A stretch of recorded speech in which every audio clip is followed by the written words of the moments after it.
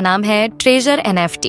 और अगर आप लोग मानते हैं कि आने वाला फ्यूचर AI का है तो ये प्रोजेक्ट आपके लिए ही है। चलिए प्रोजेक्ट शुरू करने से पहले हम आपको इस प्रोजेक्ट के कुछ इम्पोर्टेंट पॉइंट्स बता देते हैं, क्योंकि ये पॉइंट्स सुनकर आपको भी लगेगा कि अगर आप हमारी इस वीडियो को अगले 10 से 15 मिनट देंगे तो आपका टाइम वैल्यूएबल रहेगा। So the first important point is treasure NFT present में 75 कंट्रीज में काम कर रही है। इसका हेड ऑफिस कैलिफोर्निया USA के अंदर बेस्ड है। Treasure NFT USA United state of America के जो भी लीगल फॉर्मेलिटीज हैं उनको ये पूरा करती है। ट्रेजर NFT 2022 से सक्सेसफुल वर्क कर रही है विदाउट एनी कंप्लेंट। आप यहाँ पर मिनिमम $50 से मैक्सिमम कितने भी डॉलर का विथड्रॉवल लगा सकते हैं। $10,000 तक हम खुद भी सक्सेसफुली लगा चुके हैं। Treasure NFT AI trading, Web3 और टोटली डिसेंट्रलाइज्ड टेक्नोलॉजी पर वर्क करती है। चलिए शुरू करते हैं प्रोजेक्ट और आपको A to Z सब कुछ एक्सप्लेन करते हैं इस कंपनी के बारे में। और अगर आपने ये वीडियो पूरी देख ली तो ट्रेजर NFT से रिलेटेड आपको कोई दूसरा वीडियो देखने की जरूरत नहीं पड़ेगी। नमस्कार दोस्तों, पैसिव इनकम वास्तव में फाइनेंशियल फ्रीडम प्राप्त करने का एक बहुत ही इम्पोर्टेंट माध्यम है। साथ ही हमारी एवं हमारी फैमिली के सपनों को साकार करने में बहुत मदद करता है।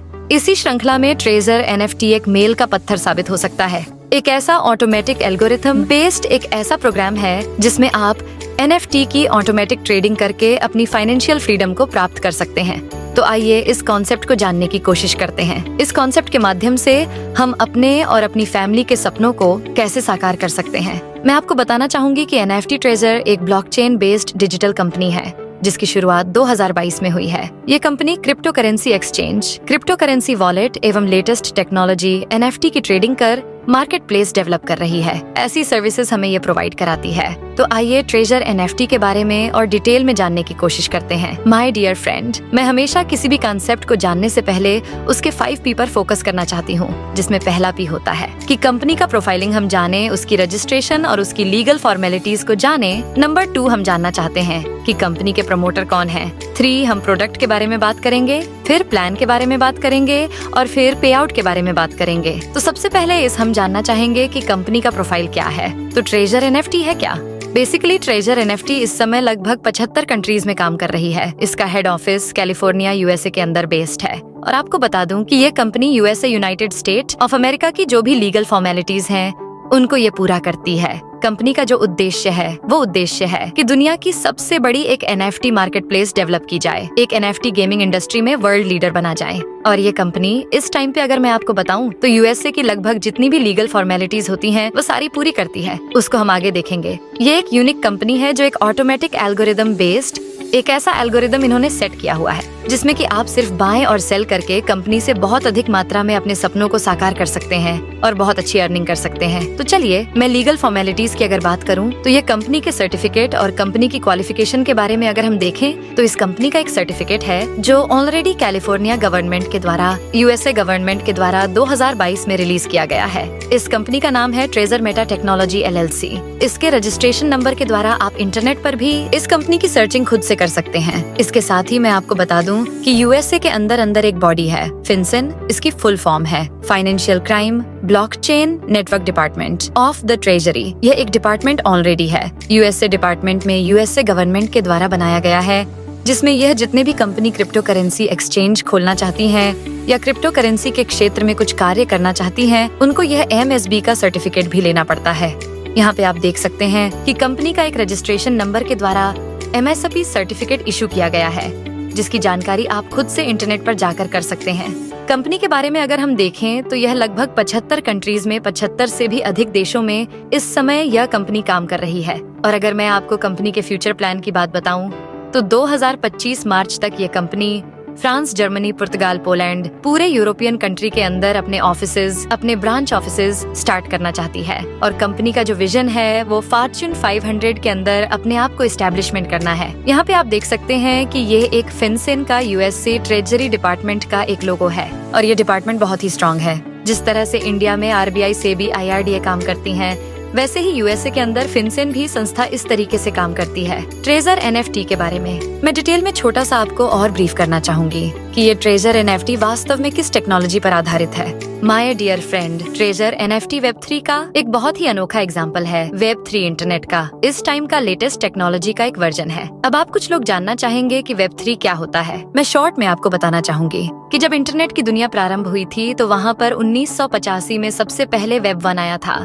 जहाँ पर सिर्फ आपको रीड ऑनली इन्फॉर्मेशन आप ले सकते थे। उसके बाद वेब 2 आया। वेब 2 के अंदर फेसबुक, यूट्यूब, गूगल, वहाँ पे आप शेयरिंग कर सकते थे, यानी कि रीड भी कर सकते थे, राइट भी कर सकते थे। वेब 2 के अंदर ये दुनिया बहुत तेजी से चली और आज फेसबुक, यूट्यूब, गूगल जैसी कंपनीज दुनिया पर राज कर रही है। लेकिन आपको जैसा पता होगा कि ये कंपनीज फ्री में सर्विसेज तो प्रोवाइड कराती है, लेकिन साथ ही ये हमारे डेटा प्राइवेसी में भी खिलवाड़ करती है।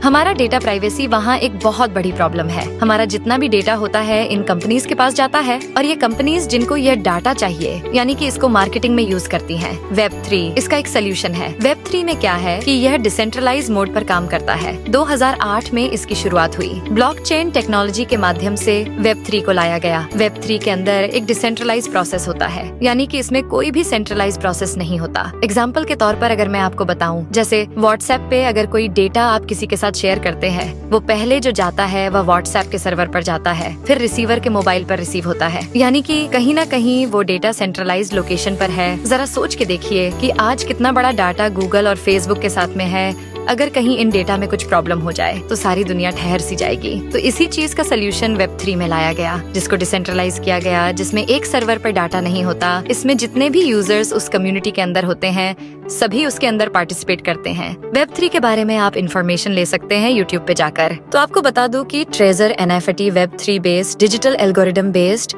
एक ऑटोमेटिक ट्रेडिंग एनएफटी की हमें प्रोवाइड कराती है। तो ये एक लेटेस्ट टेक्नोलॉजी का बहुत ही इम्पोर्टेंट और बहुत ही अच्छा माध्यम हो सकता है। चलिए मैं बात करती हूँ कंपनी के बिजनेस पार्टनर के बारे में। दोस्तों, किसी भी कंपनी की जो नींव होती है, किसी कंपनी की जो आधारशिला होती है, वह होता है कि उस कंपनी के कितने बिजनेस पार्टनर हैं। जी हाँ, मैं बात कर रही हूँ टॉपिक नंबर 2 की, जिसमें प्रमोटर्स की मैंने बात की थी। तो जो कंपनी के प्रमोटर हैं, कंपनी के बिजनेस पार्टनर हैं, वो आप देख सकते हैं कि दुनिया के बड़े से बड़े ब्रांड इस कंपनी के बिजनेस पार्टनर हैं। बहुत से नाम नए हैं, लेकिन एक बहुत ही जाना पहचाना नाम आपके सामने दिख रहा है, वह है OKX एक्सचेंज। OKX एक्सचेंज दुनिया के 3rd लार्जेस्ट टॉप 5 प्लेटफॉर्म के अंदर आता है, जहां आप ट्रेजर एनएफटी को वास्तव में देख सकते हैं। और ट्रेजर एनएफटी उनका एक बिजनेस पार्टनर भी है। ये डिटेल आपके सामने है, प्रेजेंटेशन आपको मिल जाएगी, जिस प्रेजेंटेशन में आपको दिखेगा कि जो कंपनी इनके बिजनेस पार्टनर है वो मेटावर्स है। ये बहुत सारी कंपनियां हैं जो कंपनियां इसकी बिजनेस पार्टनर है। OKX उसमें वन ऑफ द बेस्ट है, क्योंकि OKX इस कंपनी को फुल्ली सपोर्ट करता है।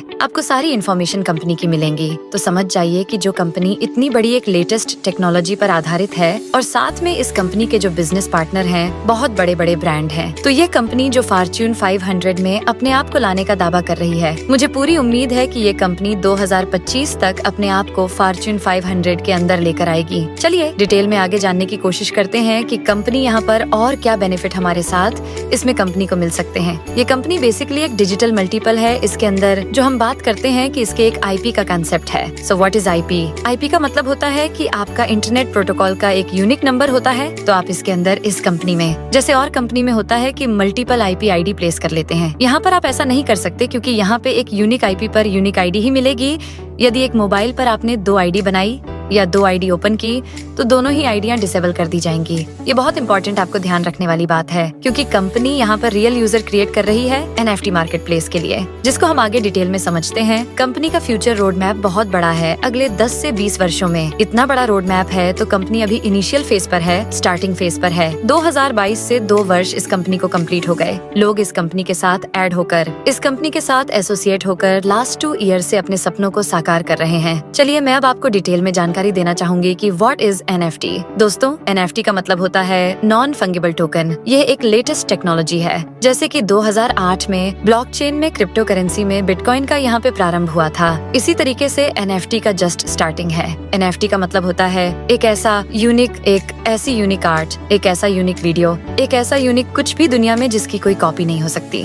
वह यूनिक होता है। उसको हम लोग बोलते हैं NFT नॉन फंगिबल। और टोकन का मतलब होता है कि क्योंकि वो ब्लॉकचेन के ऊपर एक PDF फॉर्मेट में या PNG फॉर्मेट में उसको ब्लॉकचेन पर डाल दिया जाता है, तो उसकी वजह से ब्लॉकचेन उसको एक टोकन इशू करता है। यानी कि इन शॉर्ट आप कह सकते हैं कि ये डिजिटल ऑनरशिप है आपकी आर्ट की, आपका इनोवेशन का, आपका क्रिएशन का एक यूनिक डिजिटल टोकन है। और वह डिजिटल टोकन ये निर्धारित करता है कि आप इसके रियल ऑनर हैं। चलिए और आसान भाषा में समझते हैं। NFT में जैसे कि सपोज एग्जांपल के तौर पर अगर हम लेते हैं कि जैसे मेरे पास एक 500 का नोट है, आपके पास भी एक 500 का नोट है, हम दोनों आपस में उसको इंटरचेंज कर सकते हैं, उसकी वैल्यू सेम रहेगी। लेकिन यदि मेरे किसी नोट पर विराट कोहली के साइन हो जाए या किसी सेलिब्रिटी के साइन हो जाए तो वो उसकी वैल्यू अलग हो जाती है। अब वो उसकी वैल्यू 500 नहीं होगी, उसकी वैल्यू 2000 की हो सकती है, उसकी वैल्यू 10,000 की हो सकती है। उसकी वैल्यू को डिसाइड अब मैं करूंगी, क्योंकि वह एक मेरे पास यूनिक नोट है जिसकी कॉपी दुनिया में नहीं है और मैं ब्लॉकचेन पर इसकी इमेज खींचकर इसको अपलोड कर सकती हूँ, तो वहाँ से मुझे एक टोकन मिल जाएगा। इसी को ही NFT बोलते हैं। मार्केट कॉपीलाइजेशन की अगर मैं बात करूँ, आज की डेट में लगभग $65 अरब का मार्केट कॉपीलाइजेशन हो चुकी है।